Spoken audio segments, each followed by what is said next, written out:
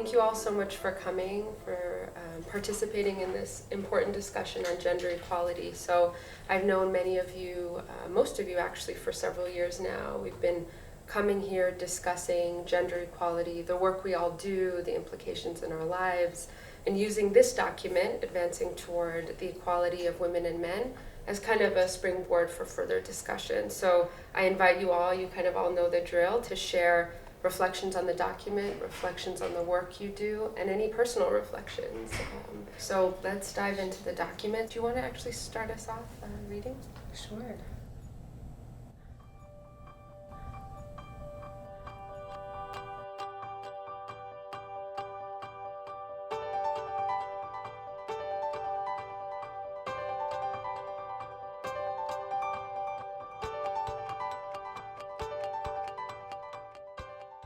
Many of the belief, many of the ideologies that I've heard that justify men's domination on women is based on the body, that our bodies are different, our brains are different, we are wired differently.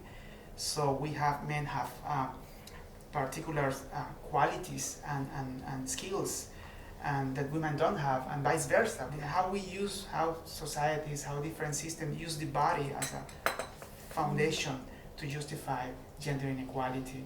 Here the point is, but our souls are the same, right? There is an interesting area of thought and reflections in how we contest these strong ideologies that are presented in many ways, from religious groups, from scientific discourses as well, from different areas of life. I like the point that you mentioned that at the soul level we are the same, and how the difference, the physical difference, is propagated so actively. And so when I was doing my study, while my study focuses on women and intimate partner violence in heterosexual relationship, it was so interesting that at a certain point I was really stunned to think that, honestly speaking, even men want the same thing. They want a loving relationship. They want kindness. They want affection, like the women want. And so it's way more structural, way more deep-rooted than what it appears. And so I'm not saying that you don't give the immediate attention to the person who's suffering. Of course you do that, and we've been doing for decades. But how much have we done on the side of the men? How are we bringing up our boys? Are we making them equally sensitive and caring, nurturing, and encouraging the feminine qualities? Because we have both.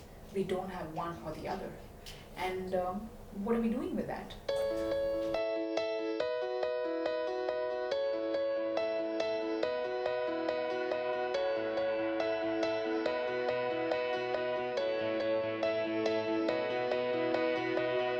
These few paragraphs really resonate with me, thinking about it's not just plugging women into the things that we already have, but how do we actually shift our entire culture and our way of thinking into a new paradigm that is truly about equality for all genders. And I think, for those of us who work to shape policy and influence political decisions, I mean, this to me is daunting. We go and we talk to members of Congress about gender-based violence, and we appeal to them through other areas of interest, be it national security or economic outcomes, and we make progress, but that does very little to sort of change this underlying foundational issue, which is how we speak and interact. Because I think there are communities all over the world that have this intentionality and that are trying to foment this change, but I see a disconnect between those efforts and these institutions and the way they work and what dictates them.